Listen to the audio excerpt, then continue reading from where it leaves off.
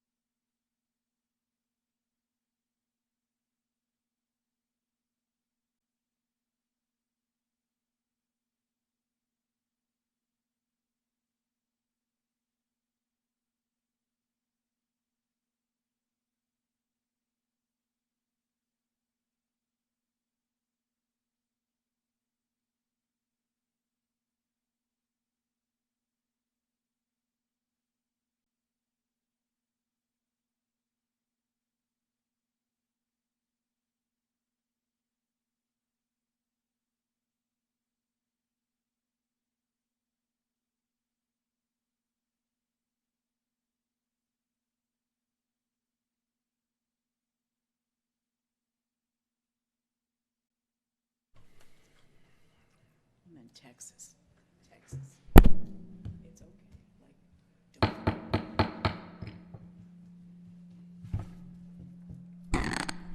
We will call the meeting to order for the regular city council meeting, September 1st, 2021. Time is 6:09 p.m. We will have a roll call. Madam Clerk? Mayor Ronnie Felder. Here. Chairperson Shirley Lanier. Here. Chair Pro Tem Kashama Miller Anderson. Councilperson Trodrick McCoy. Here. Councilperson Douglas Lawson. Here. Councilperson Julia Botel. Here. City Manager Jonathan Evans. Present. City Clerk Claudine Anthony is present. City Attorney Don Nguyen. Here. Thank you, Madam Chair. Thank you. We will have a moment of silence and the Pledge of Allegiance by the mayor. But for our moment of silence, I would like to read the names of the August 26th attack near the gates of Hamid Karzai International Airport, which killed 11 Marines, 1 Navy sailor, and 1 Army soldier. The fallen include Marine Corps Staff Sergeant Darren T. Hover, 31 of Salt Lake City, Utah, Marine Corps Sergeant Johanny Rosario Pichardo, 25 of Lawrence, Massachusetts, Marine Corps Sergeant Nicole L.G., 23 of Sacramento, California, Marine Corps Corporal Hunter Lopez, 22 of Indio, California, Marine Corps Corporal Deegan W. Page, 23 of Omaha, Nebraska, Marine Corps Corporal Umberto A. Sanchez, 22 of Logansport, Indiana, Marine Corps Lance Corporal David L. Espinoza, 20 of Rio Bravo, Texas, Marine Corps Lance Corporal Jared M. Schmitz, 20 of St. Charles, Missouri, Marine Corps Lance Corporal Riley J. McCullum, 20 of Jackson, Wyoming, Marine Corps Lance Corporal Dylan Marola, 20 of Rancho Cucamonga, California, Marine Corps Lance Corporal Kareem Nakawi, 20 of Norcor, California, Navy Hospitalman Maxton Soviak, 22 of Berlin Heights, Ohio, and Army Staff Sergeant Ryan C. Naus, 23 of Corrigan, Tennessee. Our thoughts and prayers are with their family. We can have the Pledge of Allegiance.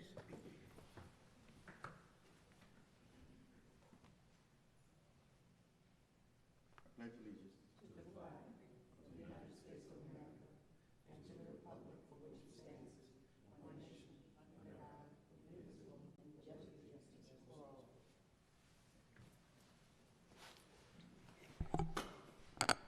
Thank you. Do we have any deletions or substitutions or additions for our agenda this evening? None from staff, Madam Chair. Are there any disclosures by the council in regards to the items that are listed on the agenda this evening? Can I get a motion to adopt the agenda? Motion to adopt the agenda. Second. Madam Clerk? Councilperson McCoy. I'm sorry, hold on a second. I just want to recognize Councilwoman Kashama Miller Anderson, who's at the dais at this moment. Thank you, Madam Chair. Okay. Councilperson McCoy. Yes. Councilperson Botel. Yes. Councilperson Lawson. Yes. Pro Tem Miller Anderson. Yes. Chair Lanier. Yes. Motion approved. We're at our consent agenda. All matters listed under this item are considered to be routine, and action will be taken by one motion. There will be no separate discussion of these items unless a councilperson so requests, in which event the item will be removed from the general order of business and considered in its normal sequence on the agenda. Does anyone want to pull any item from the consent agenda? If not, can I get a motion to approve? Motion to approve the consent agenda. Second. Madam Clerk? Councilperson Botel. Yes. Councilperson Lawson. Yes. Councilperson McCoy. Yes. Pro Tem Miller Anderson. Yes. Chair Lanier. Yes. Motion approved. Awards and presentations. Madam Chair, members of the board, we're now on to item number 3, presentation on the 13th Street traffic calming update. Mr. Evans? Madam Chair, members of the board, if I can have the city engineer, Mr. Terrence Bailey, make this presentation. Mr. Bailey? Good evening, Terrence Bailey, City Engineer, here to provide the council an update on the 13th Street Traffic Calming Project. As was provided in the backup, this is a long-standing project and concern of the residents in the area. We've had many community meetings, and a schedule was provided in the memorandum dated July 27th. As of today, we received the sets of construction plans for the roundabout at 13th Street and Avenue R. We will be reviewing them and providing them to the purchasing department so that it can be put out for public advertisement and bid. It is our desire and the scheduled next activity that we will be able to issue a purchase order to the successful vendor on or about October 20th. And we will be building the roundabout in November and December of this year to keep this project constructed and completed before the end of 2021. Those are some general highlights of the project, the history, and the community meetings that we've had in reference to the many conversations of eliminating some of the truck traffic going down 13th Street as it exits that industrial area right there next to the Public Works building. If there are any specific questions about elements of the project, I'm here to answer any questions. So when will the project go out to bid?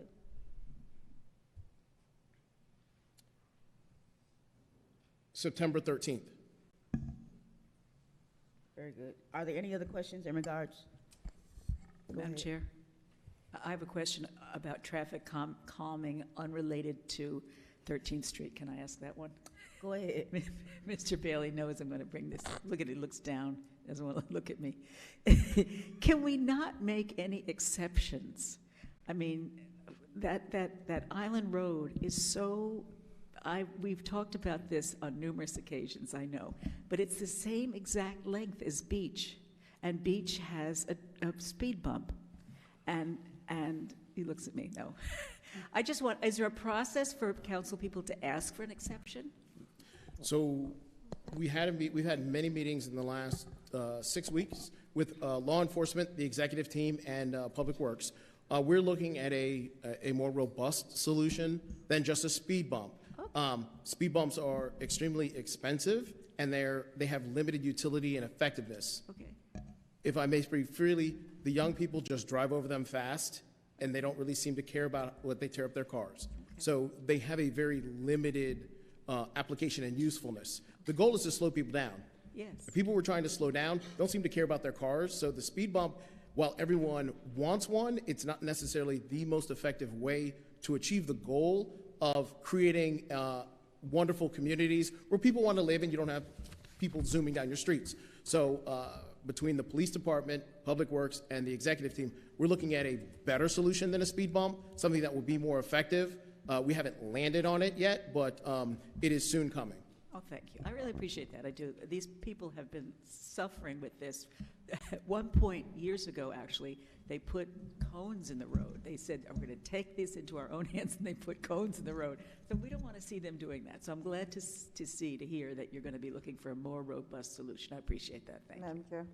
Yes, go ahead. Well, since we're on that subject of slowing people down on streets, just keep in mind for, what are the two roads? I think H Avenue East, south of Blue Heron to 20th, right? And the other one is 34th Street. Between J and K. Yeah, exactly.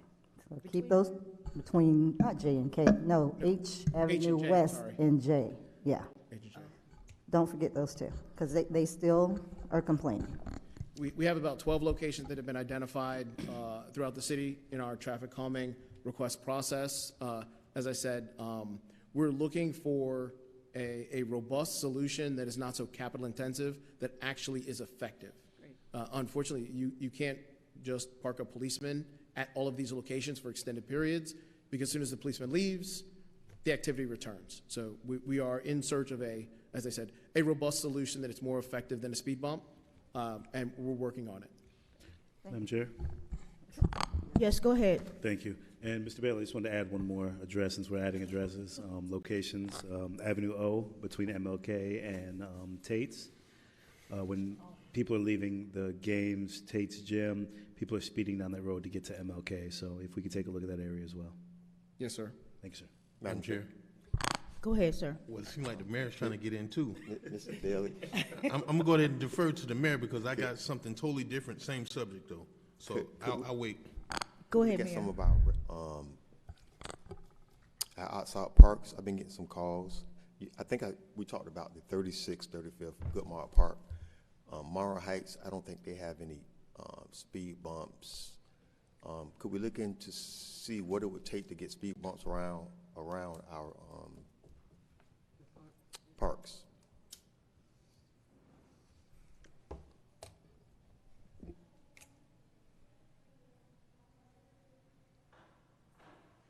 We'll put it on the list, and again, this new, more robust solution than a simple speed bump, I think will be more effective and more holistic. Again, we need to come together as a community and just slow down. I don't know how to say it any more simply than that, per se.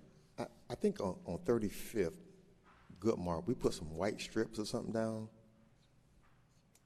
last year. Because the complaint was the speed bumps wasn't high enough.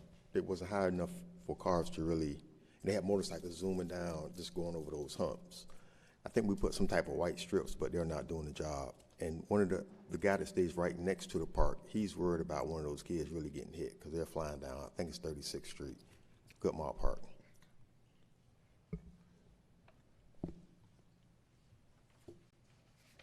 Yes, sir. We'll look at all the parks to make sure we control speeding, as we know that's a concentration of youth and our seniors.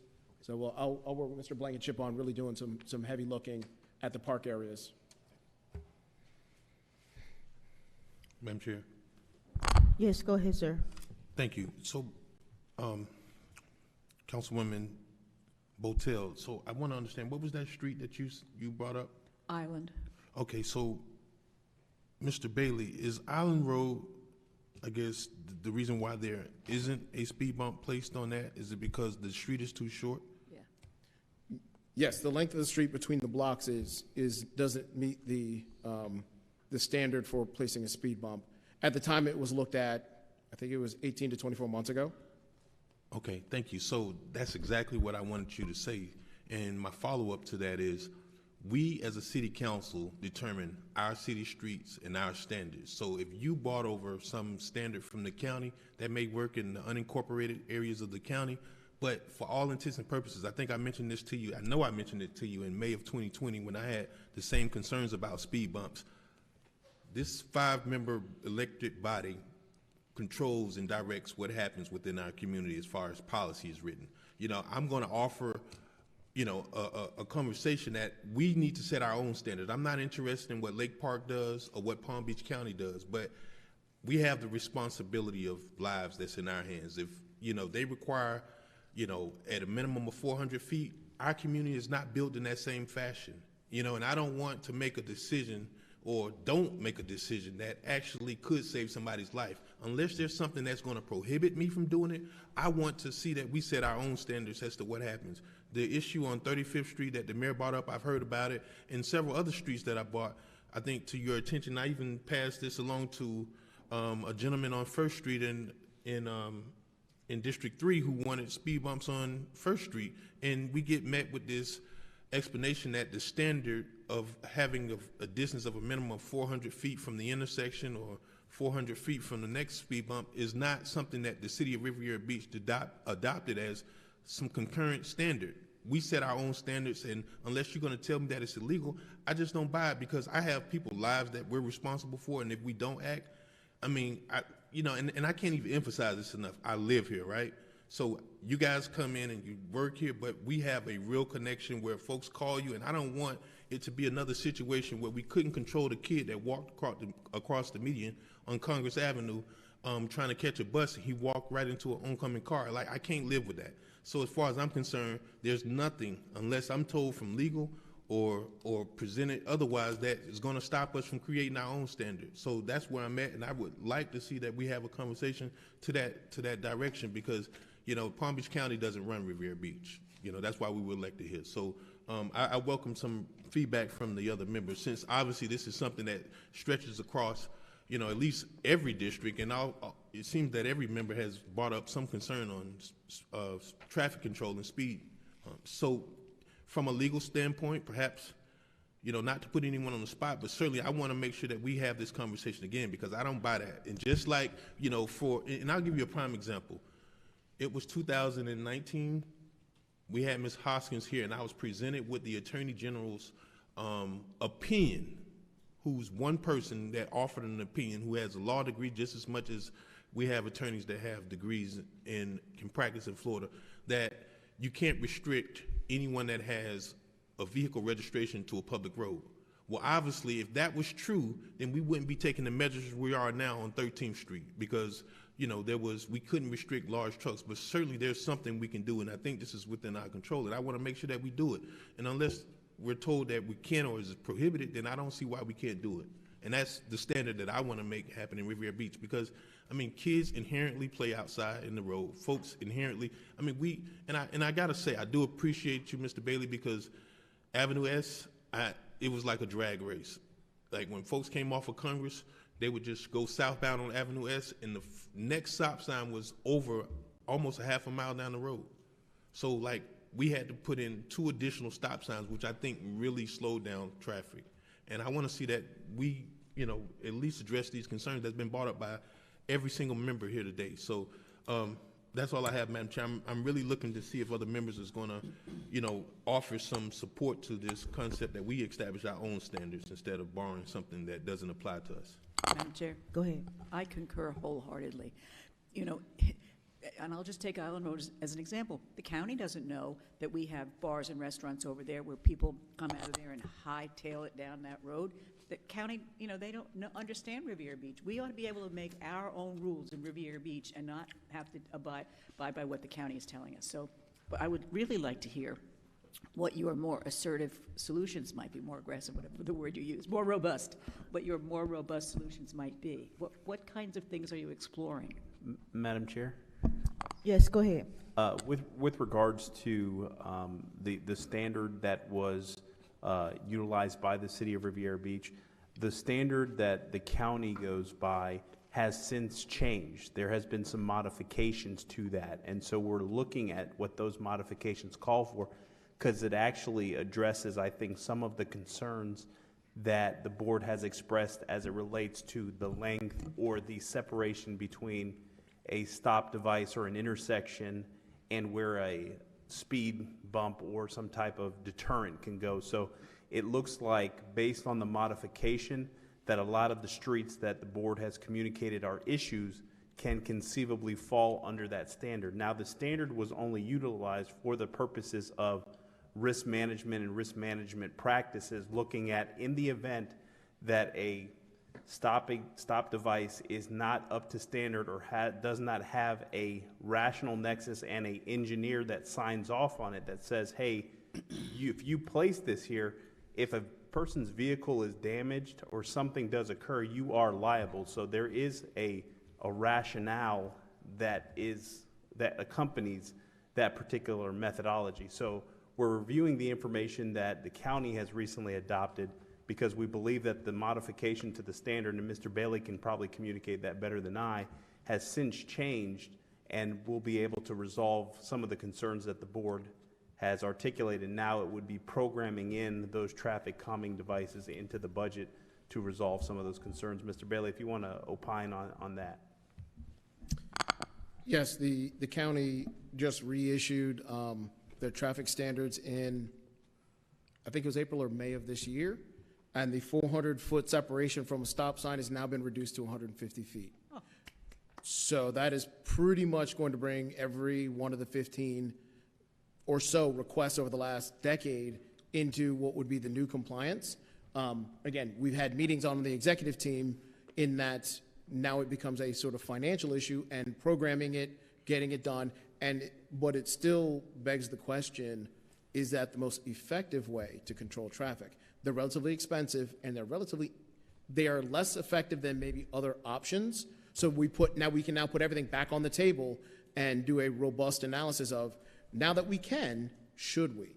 And is there any other option that may be more effective in these locations? Yeah, Madam Chair, just to follow. So what, I just want to know so I can tell people, what are those other potential solutions? We've been sort of battering around a number of them. You see those, the signs that have the radar that tell you your speed and flash at you to try to passively get you to slow down. We're working with police on some other options. There are I think somebody mentioned the white thermoplast where it creates a rumble. So, in case you've lost focus or you don't really realize you're going that fast, we call it a burp, brrr, like that. That's a problem because at 2 o'clock in the morning, if somebody's going fast, it's going to burp and wake up the people who are in front of the house. So there are trade-offs with those options. Those are some of the more passive options and less costly. We have to, again, I think to the mayor's point, are they effective? And at this point, we don't really have a good feel, and we need to go to some other communities, see what they're doing, look at implementations, talk to people. Do they actually work before we invest the kind of money and resource into putting them in? For reference, one of those concrete speed bumps is about $12,000. And remember, in order to build it all the way across the road, I almost have to shut down the road for a day and a half to cut it out, pour one side, pour the other. It's stamped red concrete. They're very decorative. We're looking at all of the ways. Most communities don't do that. Most communities just make them out of asphalt, put the thermoplast down, and it is a significantly less costly and faster implementation to try to get to the same end. So we're looking at every option to try to really address the speeding. At the end of the day, the speeding is the issue. How we get that reduced and create a better community is what Public Works, the executive team, and the police department, who has a role in enforcement, are looking to do in collaboration to address this sort of holistic problem that we have. Thank you. Madam Chair? Yes, go ahead. Thank you. Mr. Bailey, in addition to echoing and supporting the comments of my colleague, Councilman McCoy, he touched a nerve when he brought up the Congress young man that got hit in the road. And it's just looking at more so addressing as quickly as possible these traffic calming solutions. But then also, Mr. Evans, if we can reach out to Chief Osgood and have him get some more uniforms, giving out tickets, especially during school zones, school times, and just really being very adamantly and visible in those communities when these kids are on the road, just so that we can kind of slow people down, because essentially these kids haven't been to school in a year and a half. Traffic hasn't been as much out and about, so we're going to see a large influx of cars, people, students all over the roads now, since we're starting to hopefully turn this corner with this pandemic. But everybody's outside right now. So if we can get Chief to have as many officers' uniforms as available during these school zones and during these school times, that'd be great for while we work out these additional traffic calming solutions. Thank you. Thank you, Madam Chair. Thank you. Any other questions for this presentation for Mr. Bailey? I have a couple questions. Go ahead. Mr. Evans, Ms. Nguyen, Mr. Bailey, what prohibits us from creating our own standard? Madam Chair, if I may.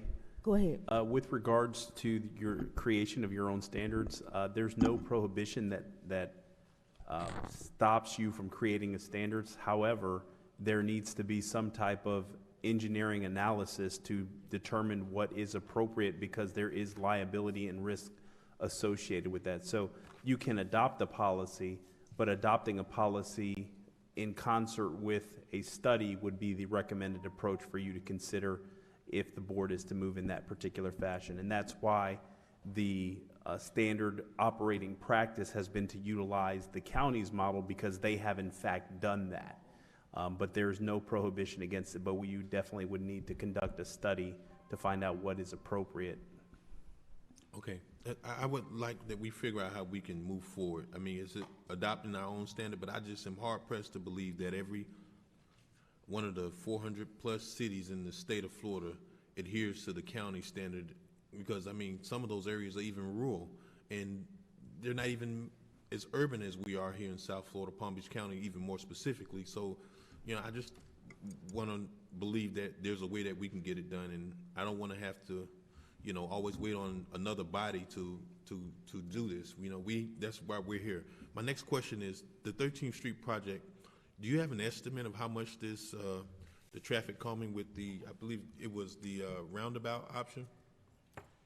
I believe it was estimated last year at about $35,000. I know that is the contribution that UPS is contributing to the project. Okay, and okay, so my other question was, where was the funds? Okay, so, all right, we got the funds in the budget. All right, good enough, thank you. Thank you, sir. Any other questions regarding traffic calming? Thank you for your presentation, sir. Madam Clerk, next item. Madam Chair, members of the board, we're now on to item number 4, presentation and awards for community service activities, Irene Vale and Riley Hall. Madam Chair and members of the board, this evening's presentation is going to be by the mayor. It's in recognition of 2 young ladies that have volunteered copious amounts of hours in picking up trash in our community and part of the Community Trash Warriors. So we do want to take an opportunity to thank them for volunteering to keep our waterways clean and our neighborhoods clean. So at this time, the Honorable Mayor Ronnie Felder will present both young ladies with a small token of appreciation from the City of Riviera Beach.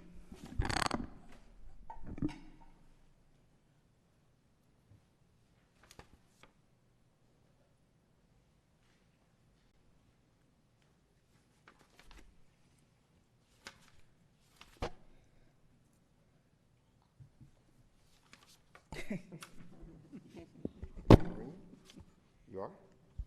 Thank you for your service. This is presented to Irene Vale for outstanding dedication and service to our community. Thank you for your hard work in making Riviera Beach a cleaner place.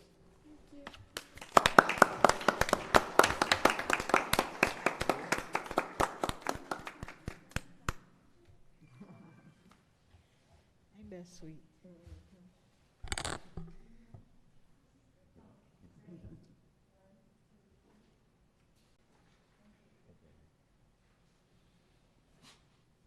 The next is Riley Hall. Riley Hall, she didn't make it.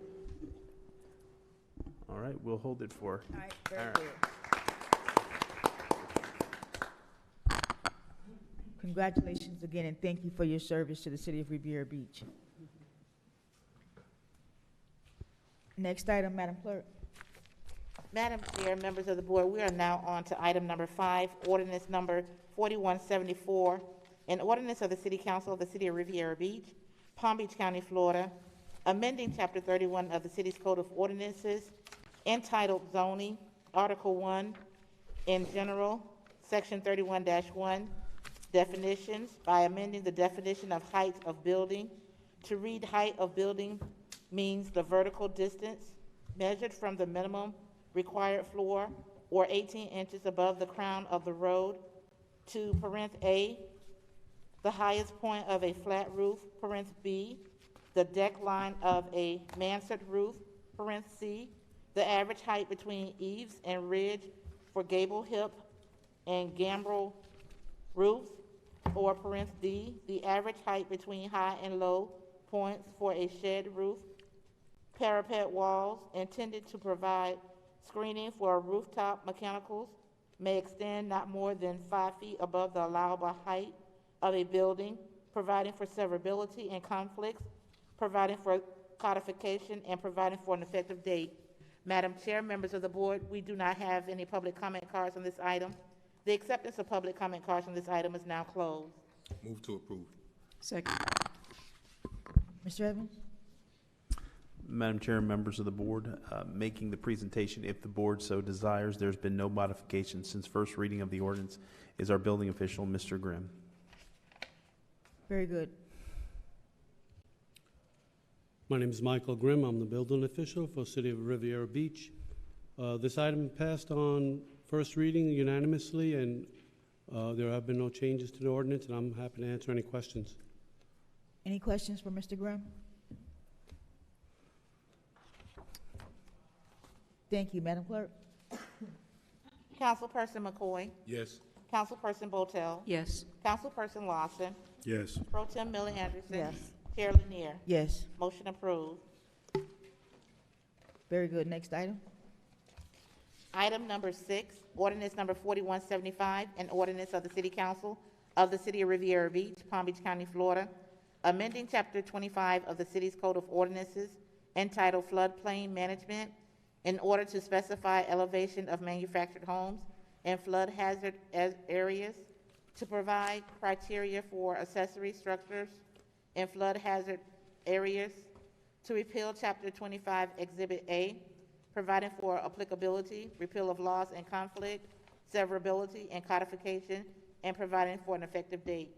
Madam Chair, members of the board, we do not have any public comment cards on this item. The acceptance of public comment cards on this item is now closed. Move to approve ordinance number 4175. Second. Mr. Evans?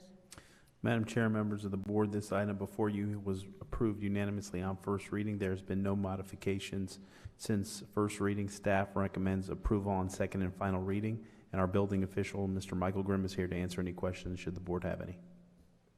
Any questions for Mr. Grimm? Madam Clerk? Councilperson Botel, Yes. Councilperson Lawson, Yes. Councilperson McCoy, Yes. Pro Tem Miller Anderson. Yes. Yes. Chair Lanier. Yes, Motion approved. Thank you. Thank you. thank you. Next item. We are now on to item number 7, resolution number 97-21, a resolution of the City Council of the City of Riviera Beach, Palm Beach County, Florida, approving the execution of a grant agreement with the Palm Beach County, Florida Community Development Block Grant Program for $755,297 to assist with funding 3 projects within the City of Riviera Beach, authorizing the mayor and city clerk to execute said agreement and providing for an effective date. Madam Chair, members of the board, we do not have any public comment cards on this item. The acceptance of public comment cards on this item is now closed. Move to approve resolution number 97-21. Second. Mr. Evans? Madam Chair, members of the board, I'm going to ask for the Assistant City Manager, Ms. Deirdre Jacobs, to make the presentation. Thank you, Mr. Evans. For the record, I'm Deirdre Jacobs, the Assistant City Manager here with the City of Riviera Beach. Good evening, Madam Chair, other council persons in your respective places, Mayor Felder and Mrs. Nguyen. If you would recall, back in March of this year, staff brought before you an item dealing with community development block grant funds, which are federal dollars that the city receives through Palm Beach County. The reason why the city does not receive them directly is because we're not considered an entitlement city. An entitlement city is one where the population is over, I think it's 50,000 persons, and we don't reach that particular threshold. So all of our monies from the federal government, even the state, they would come to us through Palm Beach County because of the size of that agency that's responsible for working with cities of our size that don't reach that particular capacity. Back in March, we asked if you would consider, and you did, and approved of certain CDBG projects for us to take to the county and to ask for their consideration to allow us to undertake those particular activities here in our city. The county approved of those activities, and it is their intent to take an agreement before its board next month in order to effectuate the relationship between the city and the county in order to receive those dollars. Those particular projects were a Wi-Fi program, a urban farm, and code enforcement activities as well. Here this evening, staff is here to assist with this presentation in the event that you have particular questions or specific questions dealing with those 3 projects. Any questions for Ms. Jacobs or this item? Very good. Madam Clerk? Councilperson Lawson, Yes. Councilperson McCoy, Yes. Councilperson Botel, Yes. Pro Tem Miller Anderson, Yes. Chair Lanier. Yes, Motion approved. Thank you. thank you. Next item.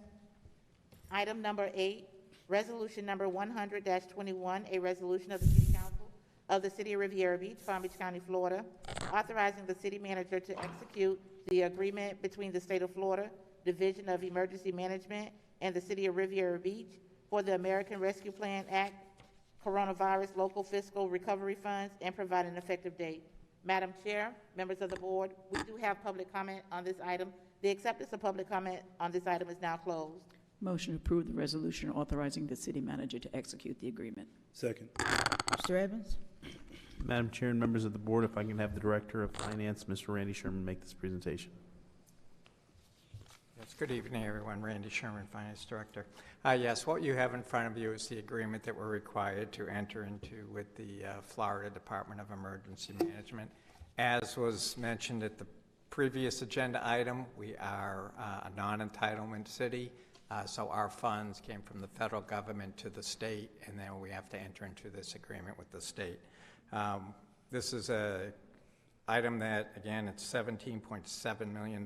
Once we execute this agreement, we will receive the first 50%, and then a year from now, we will receive the second 50% of the allotment. And I can answer any questions.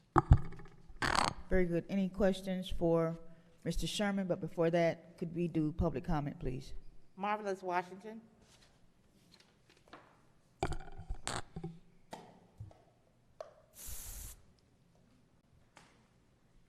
Good evening, Marvelous Washington. I just wanted to make a couple comments in regards to how this money should be spent, or maybe the council could consider how this money can be spent.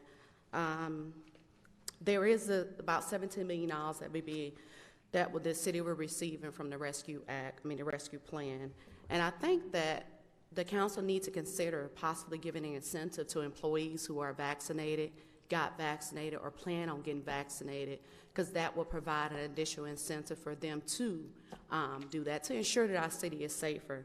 In addition to that, we really should consider employee bonuses, especially for those employees that were left out of the pandemic pay, those employees that had direct contact with the public, those employees that continue to work throughout the pandemic when the city needed them the most. I think we need to consider some type of pay for those employees just to build morale, because the whole situation with the pandemic pay and some employees being left out of pandemic pay left a nasty taste in their mouths.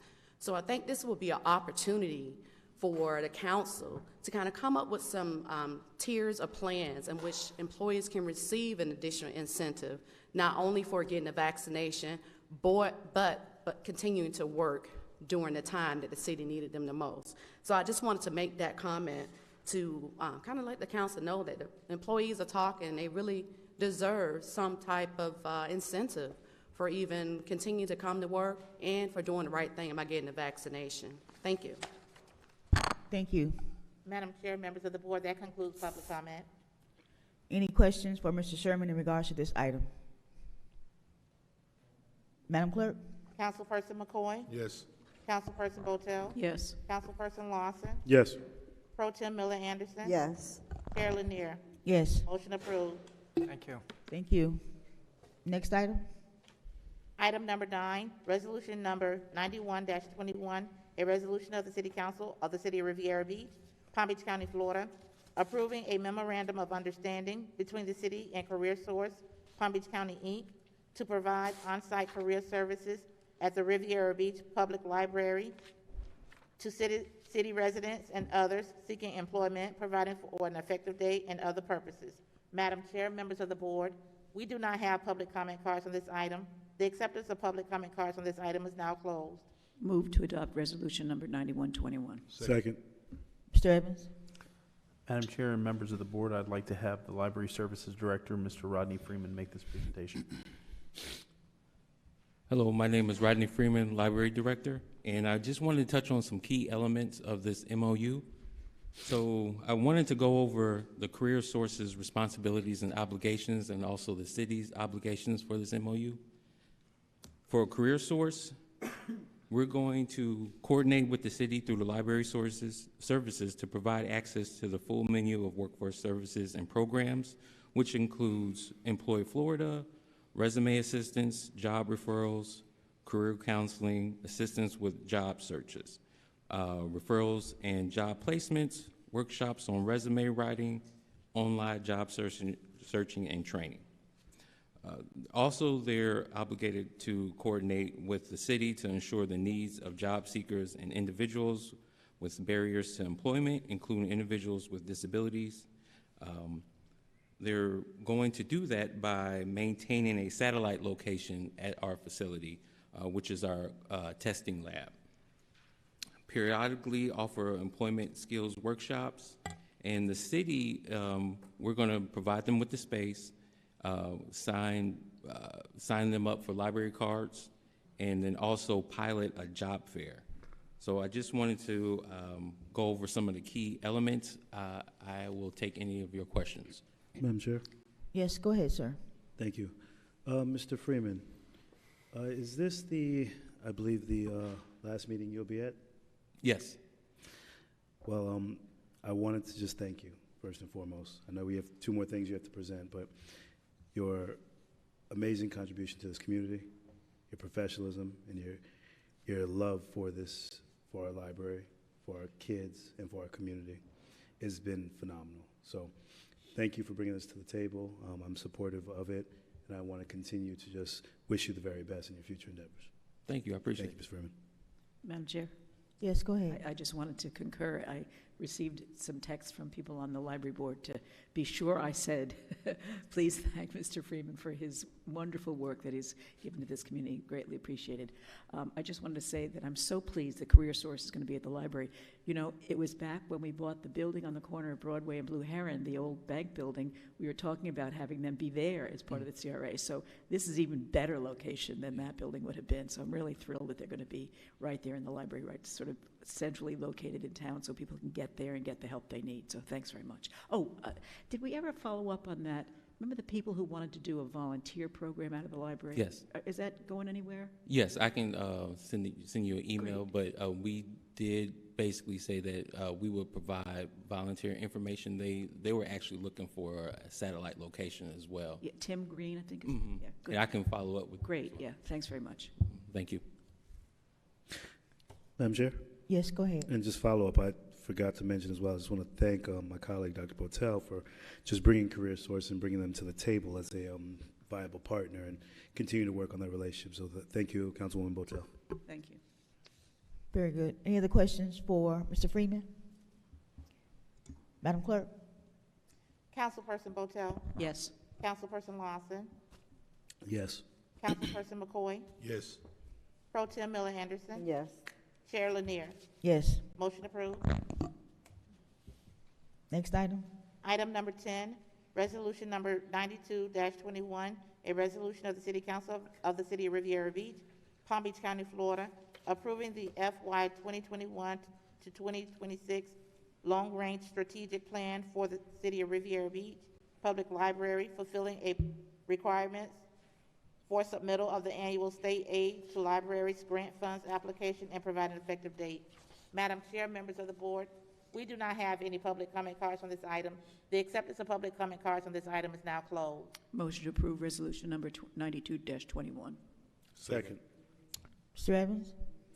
Madam Chair, members of the board, if I can have the Director of the Library Department, Mr. Rodney Freeman, make this presentation.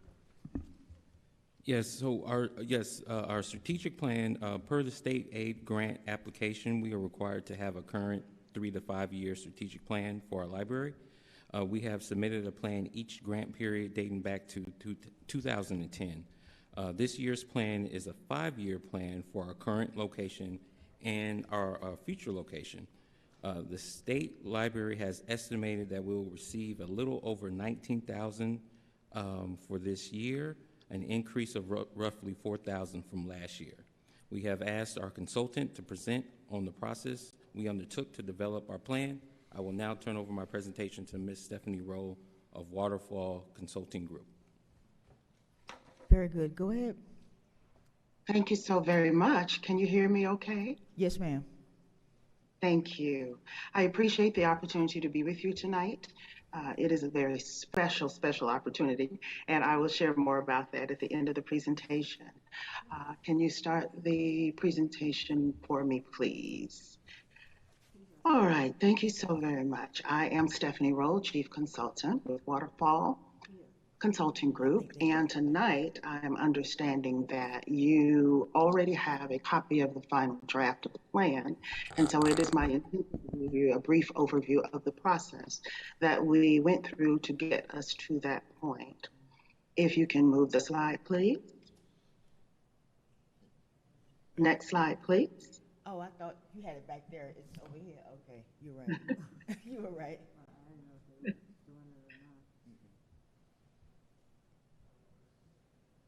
Are we going to be able to get Yeah, this one? we're having a little, give us 1 second. Oh, sure, absolutely.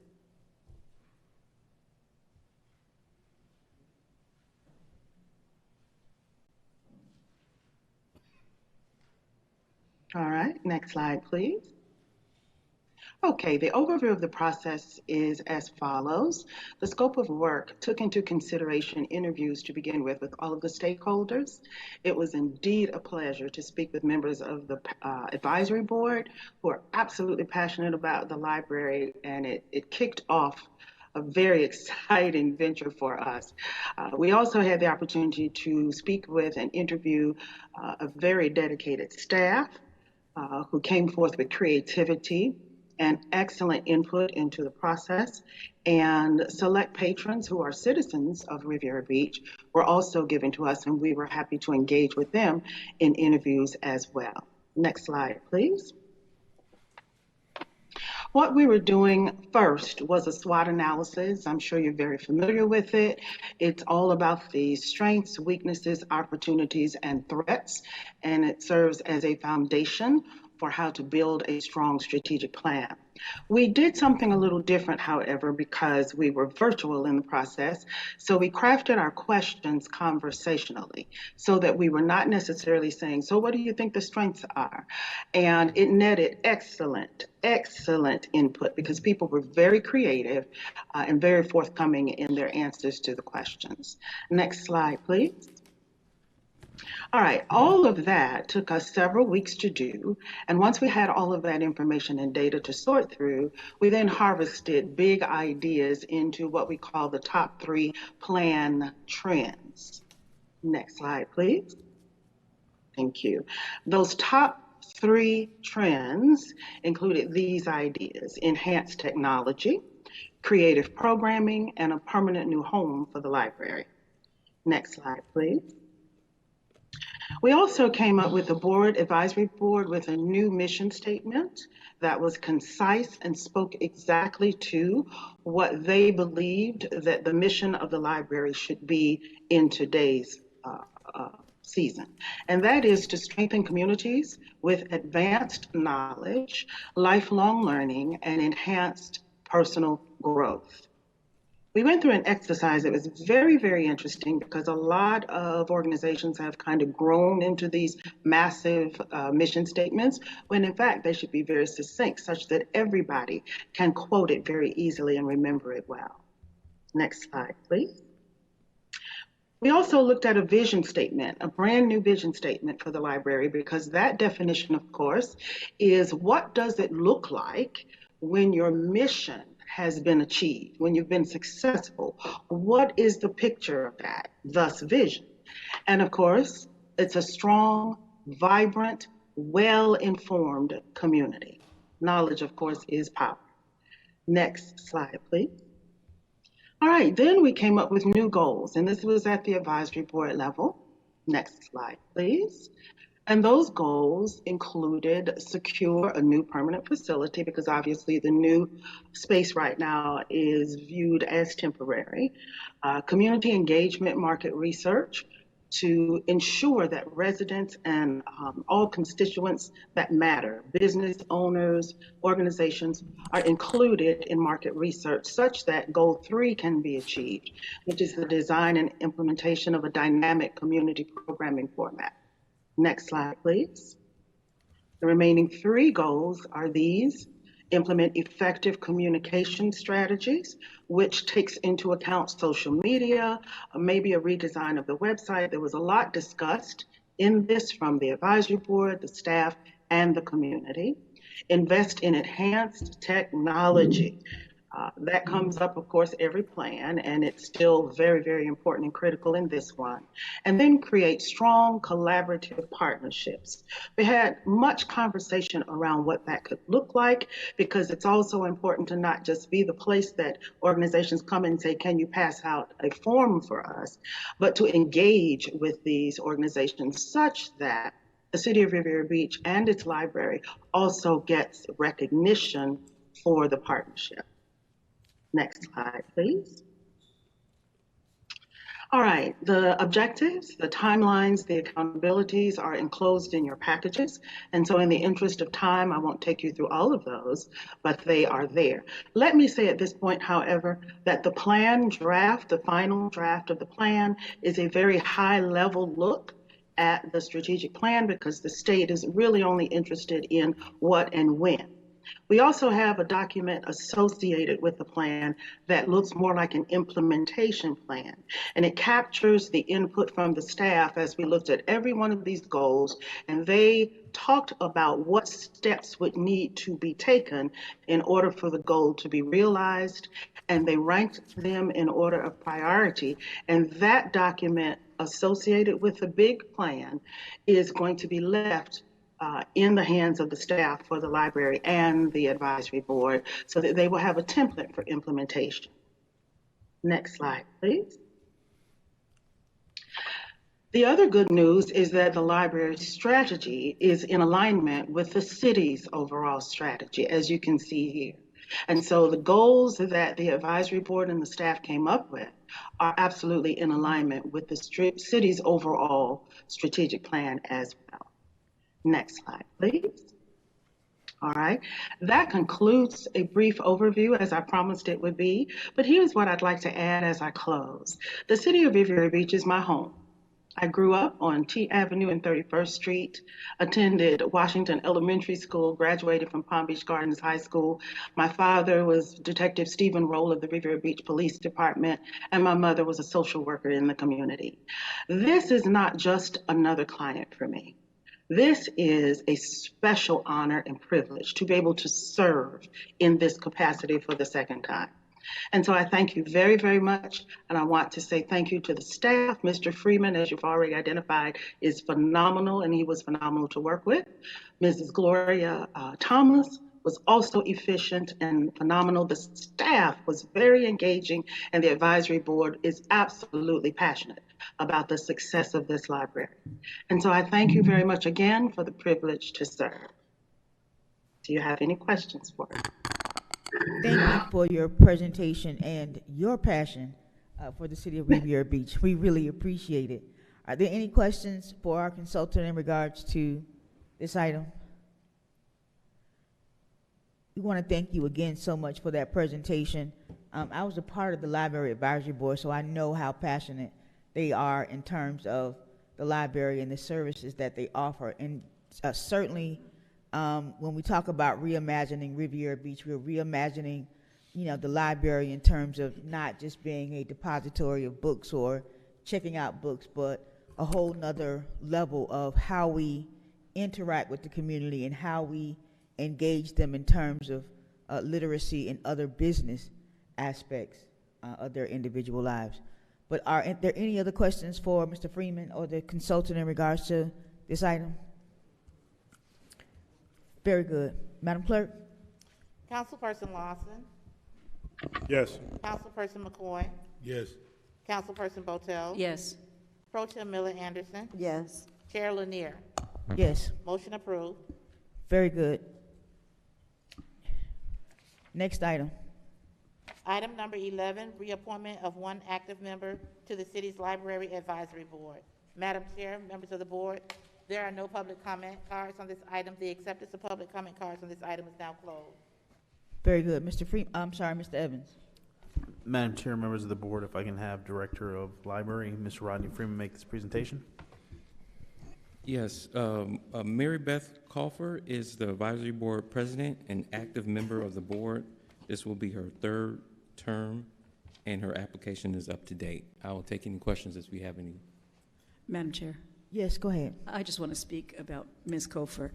She has been such a wonderful asset not only to the library, but to the community at large. You know, she sort of took over the role of being a director of the Friends of the Riviera Beach Schools when I stepped down. And she and her colleagues on that little charity have done such great work for our kids in Riviera Beach. So it's a pleasure for me to make the motion to have her approved as a renewal to the library board. Do we need a second? Second, and I concur with Ms., we need a motion. We did need a motion. So didn't I just make it? Well, it's not, we really don't, it's just an issue of consensus. It's not a item to be voted on. It says they requested a motion.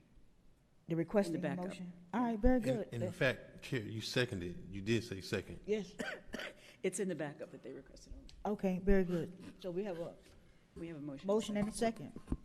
But I also wanted to concur with Dr. Botel in regards to Mary Beth Coffer. I met her a while ago, and I asked her if she would serve on the library committee, and she has been absolutely wonderful.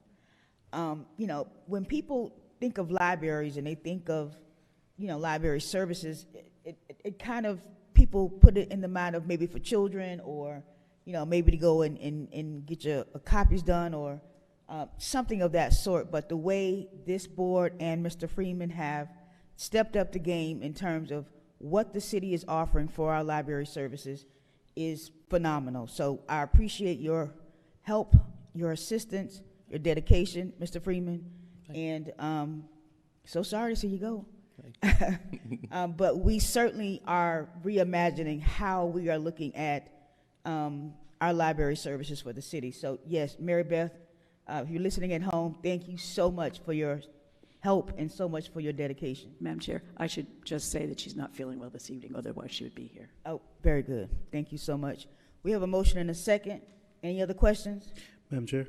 Yes, go ahead. I just want to echo the sentiments. I've worked very closely with Mary Beth, and she's just phenomenal for this community and for every program that she puts her hands on. So I'm absolutely in 100% support of this. Thank you, Madam Chair. Madam Chair, Yes, go ahead. I share the same sentiments as all. If you know Miss Mary Beth, you know that what everyone is saying probably has the same experience with her, so I support it as well. Very good. Madam Clerk. Councilperson McCoy? Yes. Councilperson Botel? Yes. Councilperson Lawson? Yes. Pro Tem Miller Anderson? Yes. Chair Lanier? Yes. Motion approved. Thank you. Thank you, Mr. Freeman. Thank you, Mr. Freeman, and best wishes.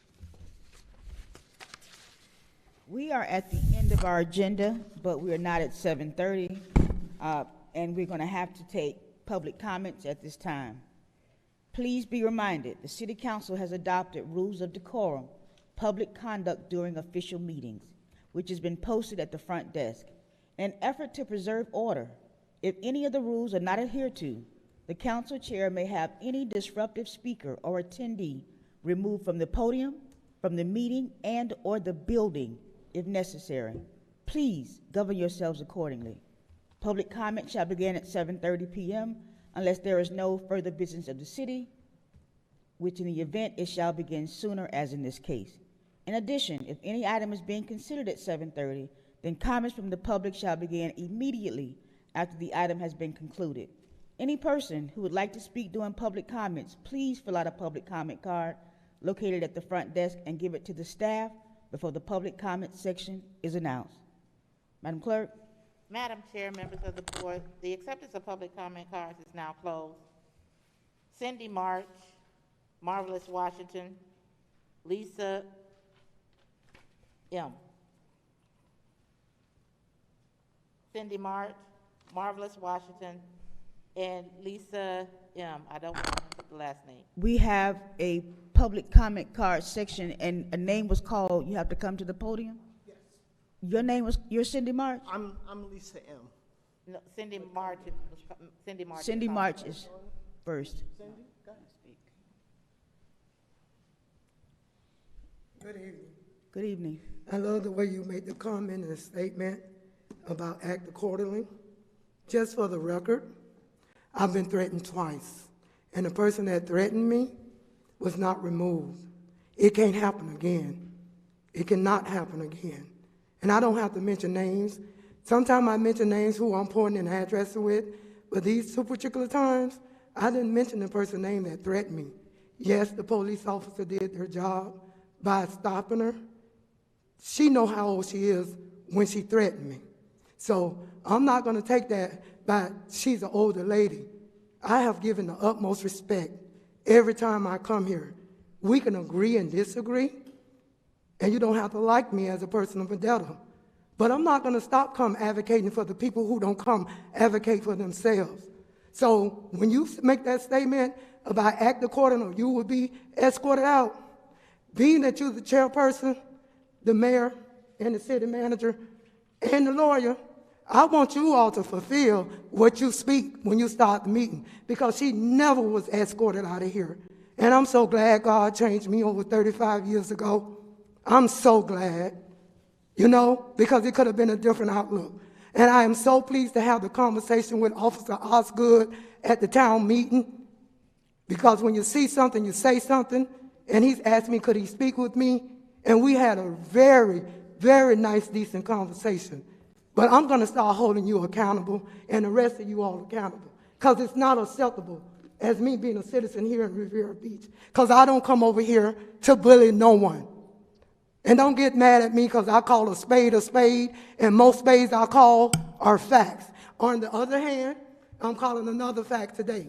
It's in my phone. If you want me to send it to your email or give it to the mayor or give it to the police officer, both tell them need to stop going on the city email talking about the case in Fort Lauderdale on the website.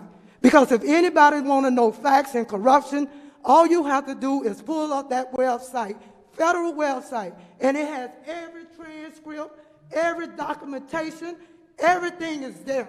Whether she got a daughter or whether she got a $6 million, the city ain't just got corrupt. It's been corrupt. It's just worse. And for her to sit on this board and her assistant, Sammy Brown, it's in my phone. So if you want me to print it to your email and send it to you, or you want to have a candid conversation meeting, just ask me and I will come. And I'm coming with due all respect. Because if you come sideways to people, you're going to get sideways results. And I never came sideways. If I was wrong, I got on this same podium and I apologize. And Reverend Master can be my witness. I apologize. I can be the bigger person. Thank you, Ms. March. Marvelous Washington, Lisa M., William Wiley.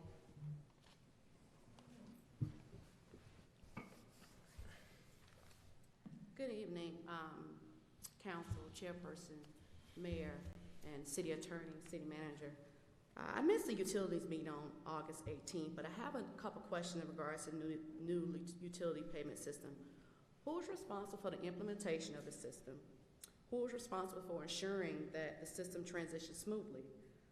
As of last week, residents still can't make payments online. You can only make payments in person. And being that I go there and make a payment, I have to help other residents make payments because the system isn't user friendly. Not only that, is after I made my payment, the system didn't print me a receipt. So me knowing the history of the city and know that sometimes, you know, city is not as prompt as it should be, I went to the window and had to ask for a receipt, which takes more time out of my day. But when I received the receipt, my bill has been the same amount for the last 2 months. Something's not right about that.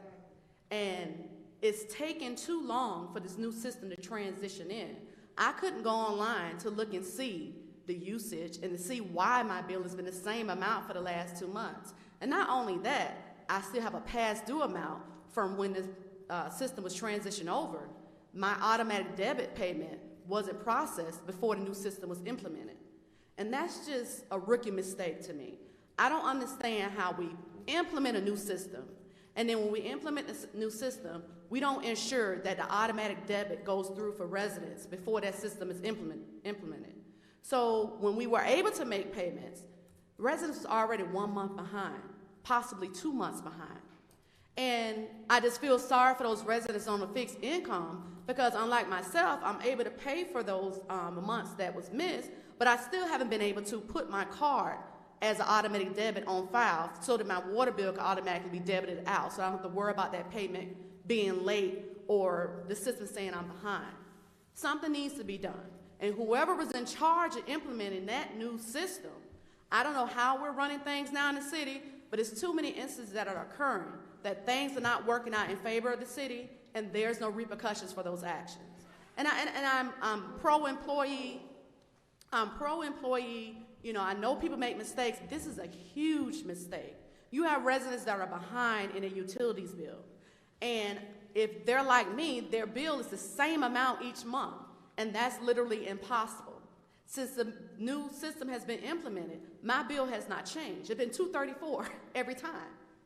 And I can't see past usage. I can't see why it's the same.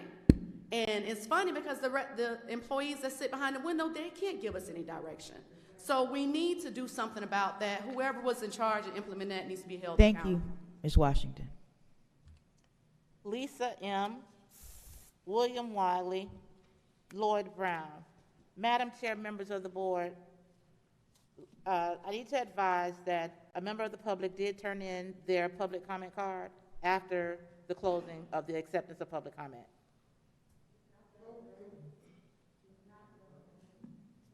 It's too late, but go ahead, Miss Lisa.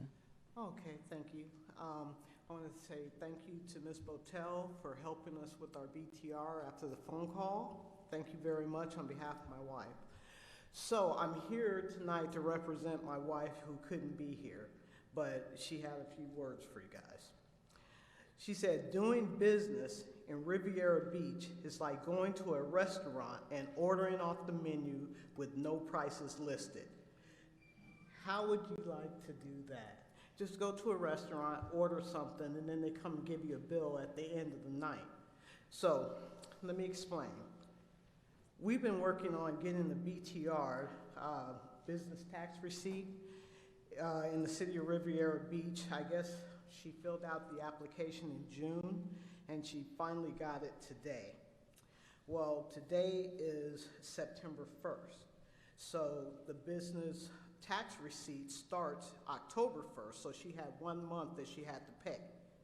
1 month for a $153 license would be $12.75 if my old math is correct. So when she went down, she had it in her mind how much she had to pay for the license. Well, they told her that for 1 month it was $75. And I really wanted to know how you prorated 12 months and got $75. The new math, I know, is kind of hard, but it ain't that hard. So that was a loss to us on our line item of $62.25. And when we questioned about this, the person said they didn't know and just kind of shrugged their shoulders. Of course, we had to get our license, so we paid the money. Money's not an issue, but the fact that they couldn't tell us where our money was going. So me being a technical person, I started thinking, I'm going like, if they would do this on a BTR, on a proration, what are they doing to all the other citizens of Riviera Beach? What are they doing on their business licenses, their zoning, which we paid? All this stuff, we had no idea how much we had to pay when we got there. We were told way, way, way after, and here's a bill, and you just pay it, which is not the way to do business.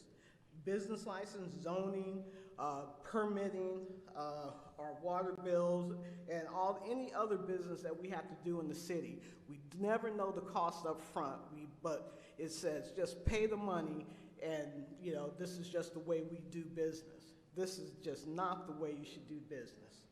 And so just letting you know my 2 cents, that very unprofessional. Lady over here is advocating for the employees. I don't advocate for the employees. I think if Thank you so much, Ms. Lisa. and help us out. Thank you so much for your comments. William Wiley, Lloyd Brown, Fane Losman.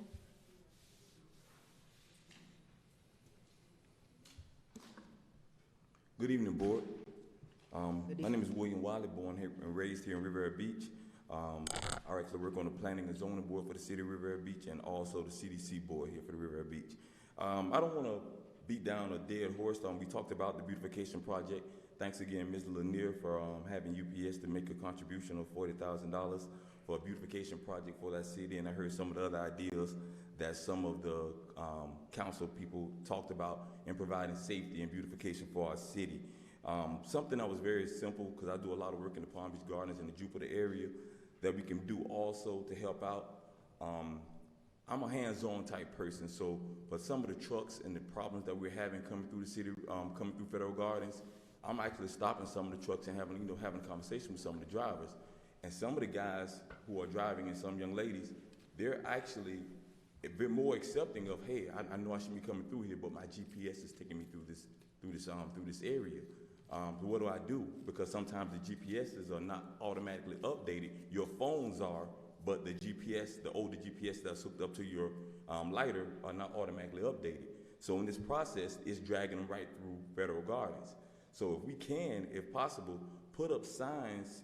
Let's say, for example, you're coming from the Suncoast area and you're coming back east, right? Put up signs right there by Avenue R that would direct them to Martin Luther King Boulevard, and the GPS will automatically reroute them back around Martin Luther King to Australia.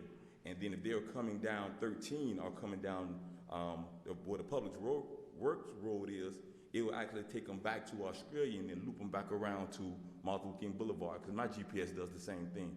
And maybe that'll fix some of the problem of having them come through that area and provide a solution for them, because a lot of the drivers, they don't want to go through there, especially with the school area in the morning, with all the kids. It's bus stops on that corner. So they don't want to be in that dilemma also. So they actually agreed. I didn't have any issues with them. They just said, hey, my GPS is coming through here. I'm coming from out of state. I'm coming from another city, and I don't know, and I'm just following my GPS.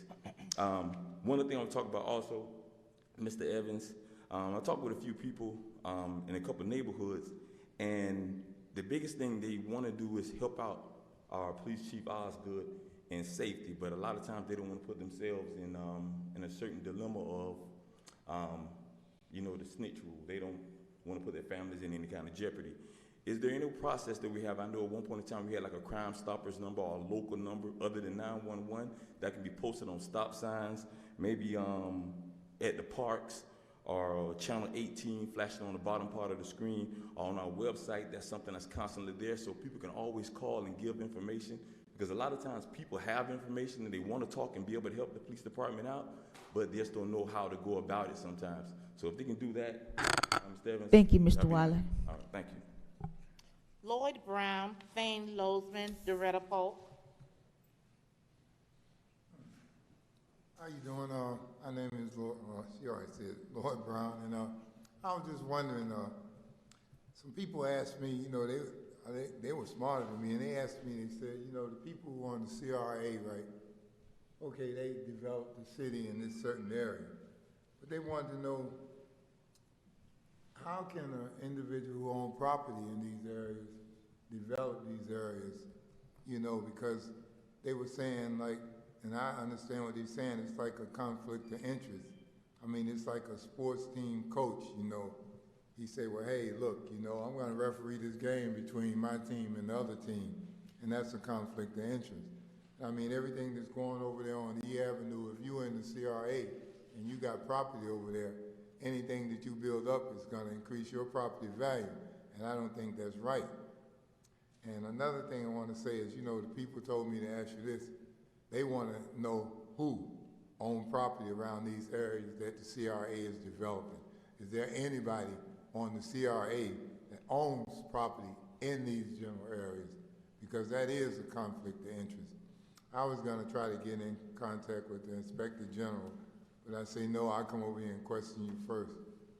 And then another thing, I still see those boats over there, and you know what? The alleys are getting full. All these alleys, and these people keep coming by and say, hey, man, when you think they're going to clean these alleys out? Well, code enforcement will come through and write you up for things you do. But who writes up these people for these alleys? Who's in charge of keeping the alleys clean? And then with those boats over there, I go on strike. I'm on strike. I ain't going to do a damn thing code enforcement tell me until they remove them boats. Because I feel like you just playing on the people, you know, you saying, hey, you have to do this. We're gonna find you. And the next thing I know, you got these Spanish guys coming in, they're cutting the lawns in these places. Okay, you say that you have to go and get whatever they call these things, you have to go into a process of getting the job, you know, of doing these things, I don't know, because the city give them out, you know, whatever they call it. I'm not a person, you know, as far as big words, but like, if you're gonna do something, you go to the city and you put in a bid or whatever. Well, you know, it's like, a lot of these guys that got businesses, these black guys, they don't know how to do that. And it's like, if my nephew don't know how to fish, I teach him how to fish and he can go catch his own fish. I mean, if you want to try to bring up the black neighborhood, then you're going to have to teach these individuals how to come over here and get these different things where they can get bids on things, because I've never seen so many foreigners in my neighborhood doing the work, and then the next 2 years, then you got the house, somebody done taken the house away. And I mean, we need help. And for the last 10 years, we haven't gotten any from anybody over here. Thank you, Mr. Brown. Thane Bozeman, Doretta Polk.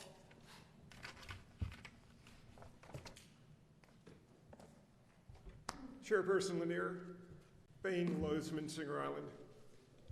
Today, Julia Botel's assistant distributed a newsletter on behalf of her office. In the newsletter, it talked about Lady March's case. That Lady March received a token $60,000 for pain and anguish. I want you to look on the second paragraph where it says, judgment is hereby entered in favor of plaintiff Lady March Goldwire against the city with respect to plaintiff's Title VII retaliation claim. She was awarded $60,000 for retaliation. That automatically means that she will be paid her legal fees and costs, which are about $500,000. So your attorney did a hell of a job. Don Stevens, to walk away with a retaliation judgment of $60 grand was quite impressive. He did a wonderful job.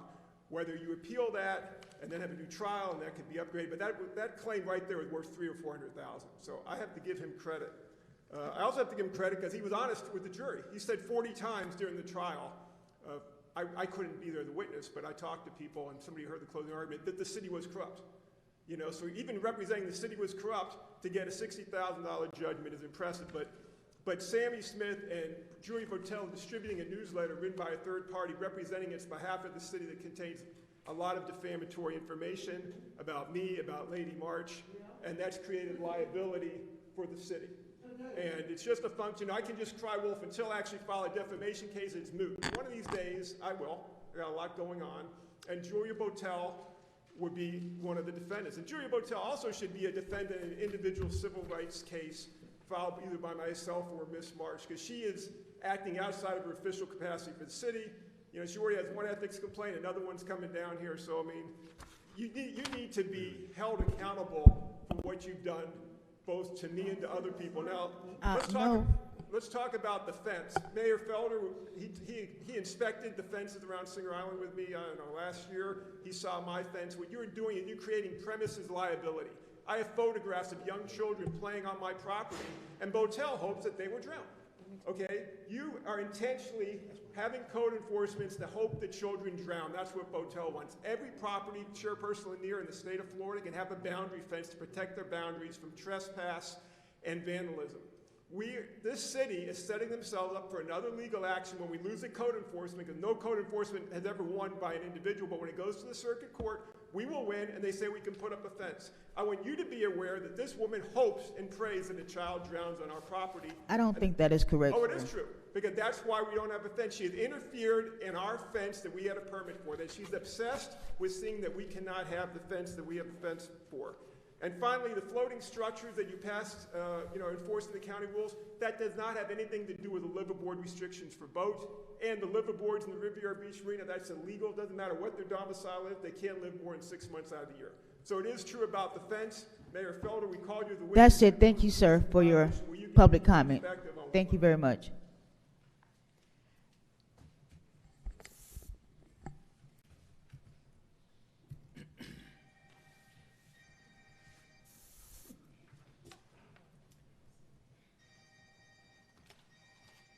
Madam Clerk. Doretta Polk.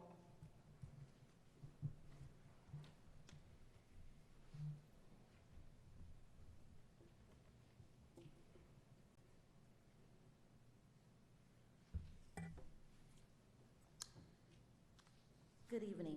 My name is Doretta Park. I'm a resident of Riviera Beach. That last comment that was stated is horrendous. It's very sad.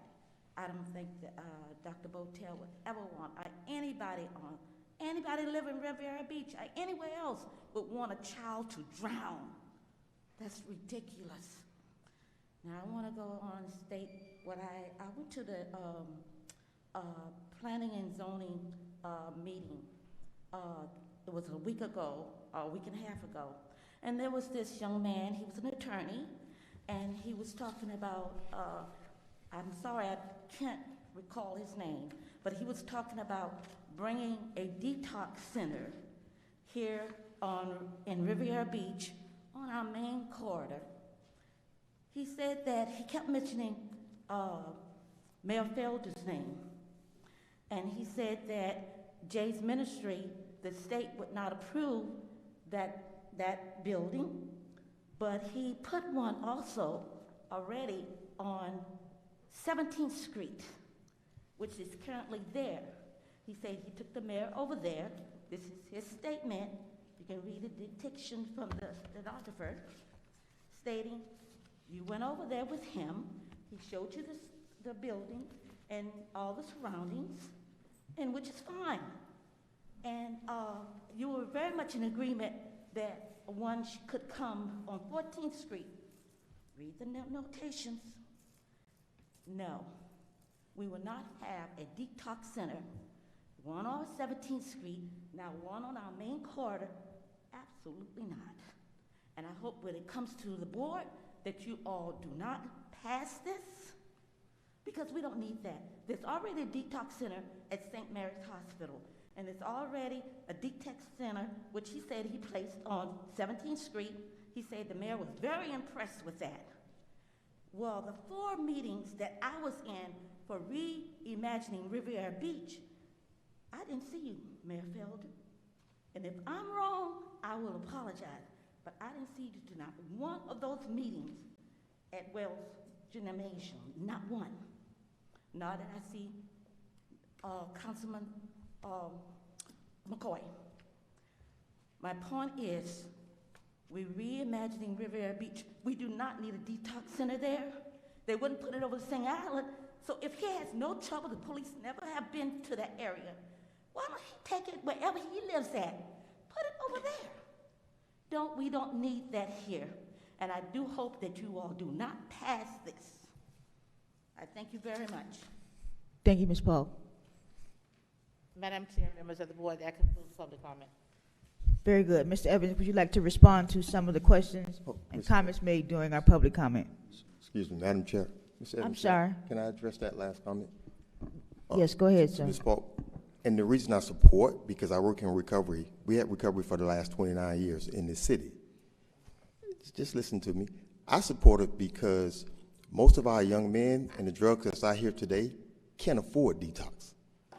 So what they do is they come to jail, we have to put them back out in the streets, what makes it more dangerous for you and everybody else in our community, because they can't get the help that they need. So I supported the program because he was willing to take uninsured clients that when they came to my program, they would get the same service as an insured person, because we don't have that here in Riviera Beach. So what we have to talk about is the drugs that's here, the new drugs that's here, is way potent than crack. And because we've been in the last 29 years, that's how I feel in recovery, we kind of know a little bit about it. But the community has this decision to make, because it doesn't have to be there. The thing about it is, it doesn't have to be on Broadway, but every development that we're going to bring on Broadway, if we don't address some of these issues that's in our community with drugs, they're going to go on Broadway and steal. So it's different stuff as a community. We can't have our cake and eat it too. We have to say, hey, what do we really need in this community to address some of these concerns? Because I'm telling you, there's stuff out there right now. I was telling Mr. Evans, the guy that just was on mushrooms, and mushrooms right back in our community right now, that went up to a father and a son at a restaurant and shot him in the head and began to laugh. That's serious to me. And this is not political to me, because I've been in this field for the last 15 years. So it's not political when I'm saying, and I'm helping people, and I see people dying, and I see families being disrupted from drugs. So it's not political. So when I look at it, I say, what would be the best thing for our community? That's what I go by. So it's not something, yeah, I did have conversations. I went because I did not know a detox center was here for the past 3 years. And I called the police department, found out they had no complaint in 3 years with that detox. And many of us didn't know the detox center was here. So it's been here. So the question is, for 3 years, why didn't we know that it was one here? But it was running like it was supposed to run. And the drugs that we're facing now, we're going to have this issue, or, you know, it's going to be rough for our community with what's out there now. And so I talked to Mr. Evans today, maybe coming up with a forum just to teach the community what's out there, because it's just not crack anymore. It's way more potent than crack cocaine. And we need to be educated as a community on what's out there and what do we need to do for some of these issues that we're going to be facing as a community. Thank you, Ms. Evans. Thank you, Mayor. Mr. No. No, Mom, no, Miss Paul, no, we can't have, Miss Paul, we're gonna have to, okay, you can talk to the mayor afterwards, Miss Paul. You can talk to him afterwards. Mr. Evans, go ahead with your comments. Yes, Madam Chair. I'll address a couple of them, and then I'll ask for Mr. Sherman to speak on the utility billing system and the rate that the individual referenced about it being consistent, and then also the business tax receipt process. With regards to the signage on 13th Street that provide for a detour, that's something that we can definitely have a discussion with engineering staff and see about possibly looking to utilize some signage that looks to deter folks. Also, we'll look to sit down and have a discussion like we've done in the past with the delivery drivers of UPS and other entities that are in that particular area, and see if we can deter them from going through that area as well. With respect to a number that persons can call to communicate with law enforcement, yes, there is a number, and we can certainly make sure that that's posted. We are also working on some online portals and some other ways to interact with the community and for the community to share anonymous tips with regards to what's happening in the neighborhoods or issues that are of concern. So we are working on multiple ways to go ahead and address that. With respect to the boats that persons have called about, I believe it's the property that's currently being utilized by lagoon keepers, and I believe there's code enforcement action that has been taken on that property, and I think that there is possibly even fines levied, but I will confirm that and provide that to the board. With respect to the alleyway cleaning, if there is any alleyways specific, we certainly will address those, but I will have staff reach out to the presenter and see if there was any specifics, but we'll certainly make sure our crews are out there.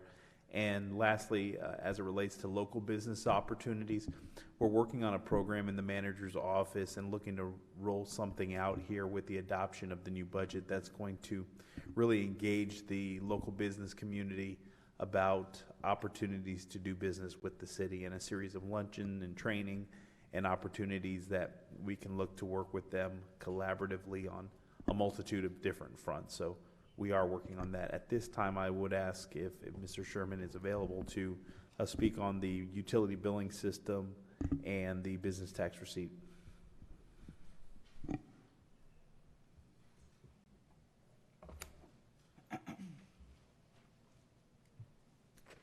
Good evening, Randy Sherman, Finance Director. Let me start with the BTR question first. And I can't access the files from here, but if you want to give me the account, I certainly can go back and take a look at that.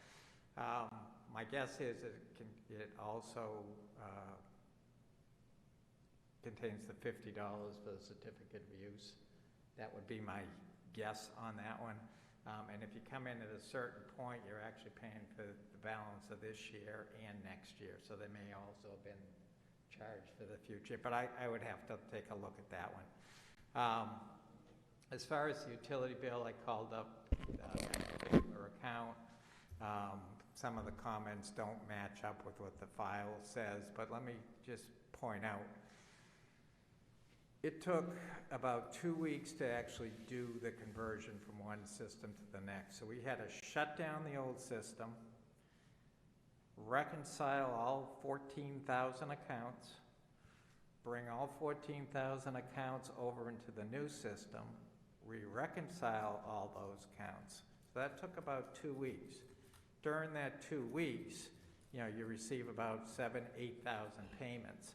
We then went through the process of making sure that we went to the source where the payment was coming in, we went to the customer account, we went to the bank, we went to the general ledger on every individual payment. We didn't want to post anything that we couldn't reconcile, so there were some delays. Again, we were already 2 weeks behind, but we went back, had to start in the month of May, and we started then getting items posted. As we started posting items, again, we were bringing up the new features for the new system one at a time, make sure they worked, then you go to the next one. Rather than open up 16 different portals for customers to pay, we wanted to make sure that each one was working along the way. As far as bills being the same, every residential account that uses 4,000 gallons gets the same bill. 6,000 gallons, they all get the same bill. They pay the same for solid waste, they pay the same for stormwater, they're paying the same for water, they're paying the same for sewer. If you knew how many $69.62 checks we get every month, it's because everybody is paying the same amount. So it's not uncommon to get the same amount.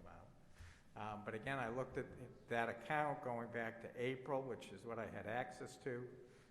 Only once, or I'll say twice, 2 months were identical, every other month was different. So it's not uncommon.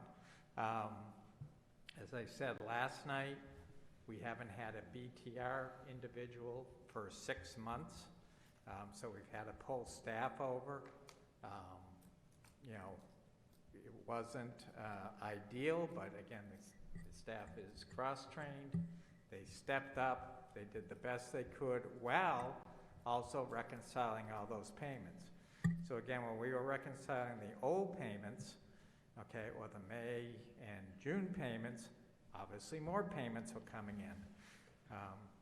Once we hit about mid-August, we pretty much had everything reconciled and everything should have been up to date.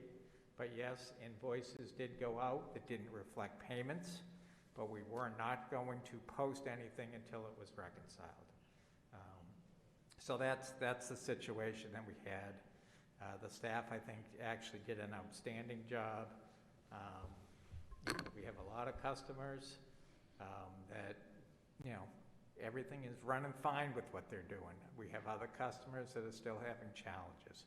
So we address those. As I said last night, I received a lot of emails from a lot of customers. We appreciate every comment that we get. That's how we know what we still need to focus on. And again, we have, somebody wants to come in and take a look at my whiteboard. We still have a whole list of items that we're trying to fix one at a time. And that's, I think, where we stand with the utility bills, Mr. Manager. Madam Chair? Yes, go Just a ahead. follow-up for Mr. Sherman. Is the online system operational? The online system is operational. Something happened over the weekend that actually caused the merchant code to not function properly for credit cards. Mm-hmm. So that was this week's issue. But up till then, it was working. The one issue that we are still having a problem with, and again, customers don't understand, in the old system, we had auto pay. You could either do an electronic check, Right. or you could do a credit card. We store the bank information. We do not store credit card information. So when you went to the new system, we had bank information for e-checks, but again, we don't hold credit card information. So all of those new credit cards had to be put back in. And again, we don't have it, the customer has to do that. Okay. And then also the system that we have, not the automated, the systems that are in the lobby, can they do, if they're past due more than 2 months, are they able to do more than that, or is the system just literally capped at just doing 2 months past due?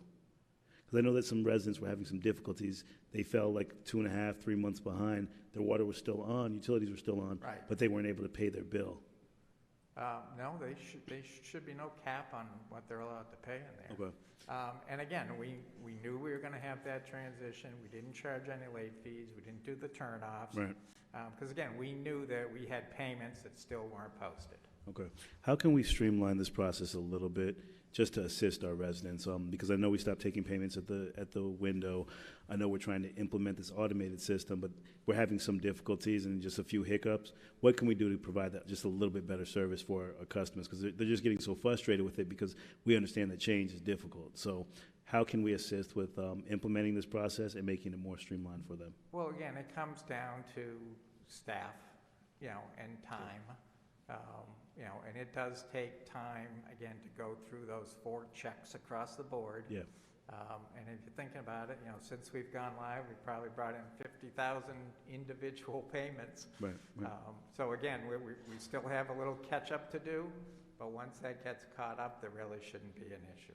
And it's really just implementing a new system. I understand the hiccups and the hurdles that we have to go through, but if we can just kind of provide somewhat of a service, maybe some dedicated individuals, additional staffing, like you did say, to help those residents, maybe have a help time, Tuesdays, Wednesdays, Thursdays for 3 to 4 hours to assist somebody. And we just put that out to say, okay, anybody needs assistance with the systems, having somebody dedicated to be there during that time so that they can kind of walk some residents. Because once they get it down the first 1 or 2 times, then we will be able to train our residents on, okay, this is how we're going to proceed with processing payments. Yeah, we actually did bring in some staff from Parks and Rec. Yes, sir. We taught them how to use the kiosk, and they sat in the lobby for several months. Mm-hmm. Ms. Grimsley sent over some help to answer some phones for us. Right. To get us over that hurdle, because initially, again, we were getting, any new system, you're getting a lot of phone calls. But those phone calls are right back down to a normal level at this point. Right. But we do, if we get emails, we call people back. If people have problems, we walk them through the systems. Mm-hmm. And again, as you know, that takes time, but we, like you said, we want to do it, make sure they're doing it right, and then the next time. If we could possibly, even with that point, because I don't know if residents knew that help was there, so if we could just send out like a queue alert or put something in the next bill to say, hey, we're going to have support here at the station for 3 days a week at certain specific times, just so that they can know, okay, I'm going to go there during this time to get help with this bill, because really if they just go once or twice, they'll be able to learn the system themselves. Yeah. So maybe if we just let them know, because even with the help being there, I didn't know that people were there, so I couldn't even let residents know that they had help, at this kiosk. So, all right, thank you, Mr. Chairman. Thank you, Mr. Evans. Madam Chair.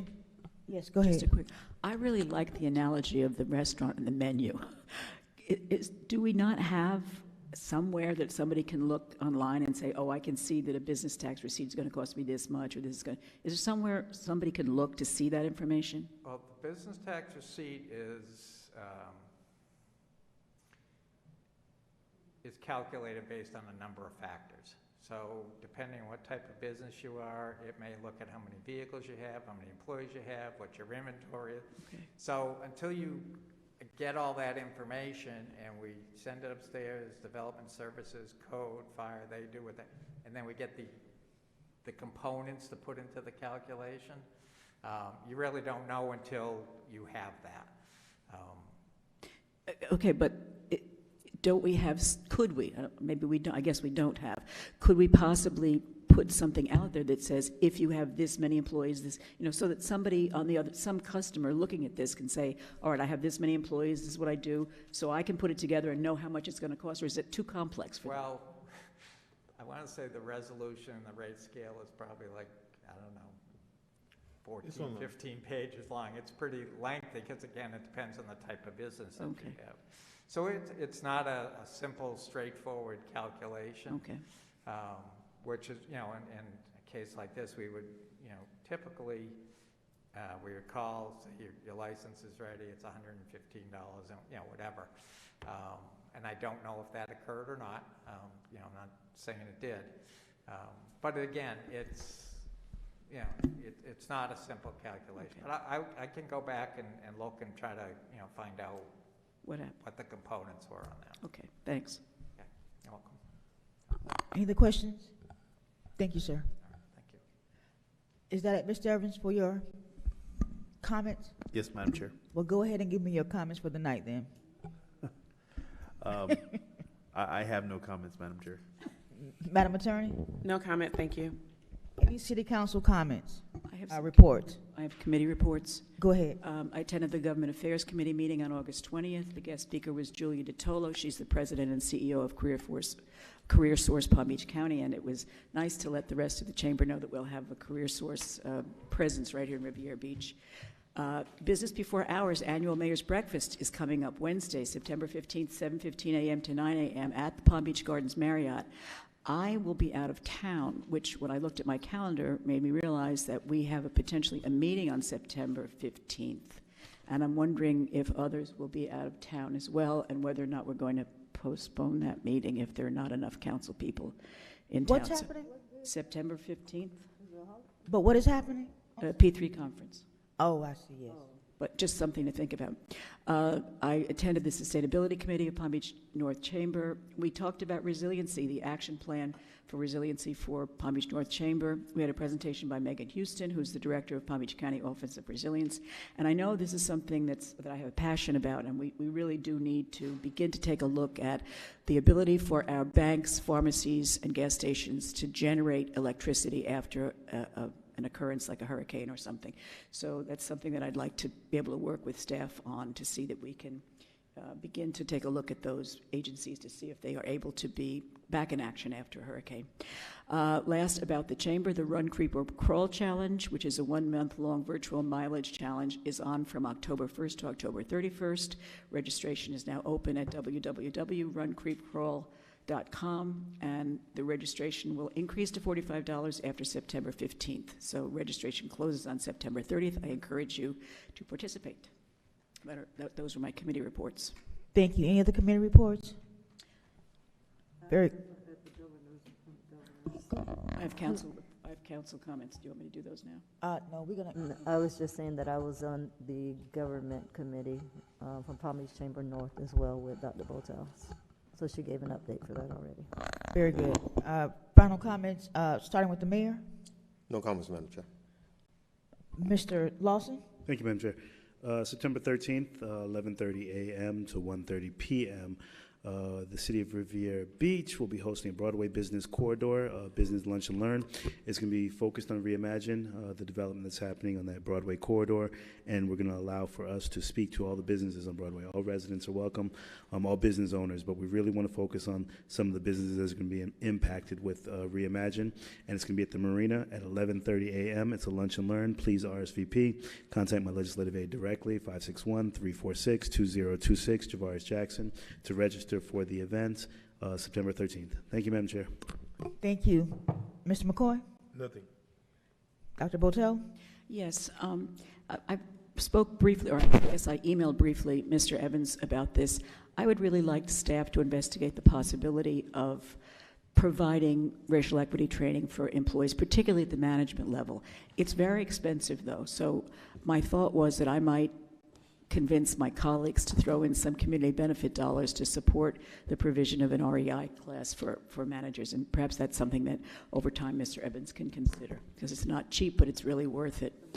I attended the Palm Beach County Community and Policing Action Forum, and I did commit this body to assist with educating local businesses about the benefits of employing returning citizens and hosting job fairs for returning citizens. So I would like us to do this as a team, as a council, not as individual members, and I would like staff to ask Mr. Evans if staff could assist with that. I'm pursuing the CDL training, although we're not doing it yet in Riviera Beach. We will have CDL training at West Tech, which is out in Belglade, and you can sign up now. The sign-ups are good until open until September 16th, and I'm actively pursuing a partnership for Riviera Beach with Cheney Brothers and the school district, so I hope that'll be happening soon. I'll be sending around a flyer like this one to all of you so that you can perhaps make it known to your social media contacts so that we get as many people as we can signed up for this first class. It's 24 people. I know they're about half full already. The tuition is normally $4,000, and this is going to be free because we're partnering with Career Source. And it's you can make a lot of money as a driver, so I encourage you to let people know about this. If anyone would like a copy of the Singer Island newsletter, It's written by Lee Innocenti, not by me, not by my staff. And if you're interested in having it, it's chock full of good information about Riviera Beach and Singer Island. And you can get it by emailing Lee Innocenti at leein, that's Leeinn, at hotmail.com, and she'd be happy to provide it. Let me just say this also. The thought of a child drowning is so abhorrent to me, but it's almost ludicrous to hear Mr. Lozman say that I'm hoping that that would happen, that I think I really want to just laugh at it. If it weren't so sad that someone has already drowned on Mr. Lozman's property because of the container and the things that are over there fouling the waterways. So please, anyone who knows me knows that I would never wish for a child to drown or anyone to drown, as a matter of fact. And thank you. Those are my comments. Very good. Commissioner Melendez? I just have two announcements. I just wanted to promote the Thursday Taste of Riviera Beach Food Truck Series. It's going to start September 16th at the Marina. It is for local food trucks in the city of Riviera Beach to be able to showcase their wares. The other event is I can't find it, so I'll have it at the next meeting. Our meeting is adjourned.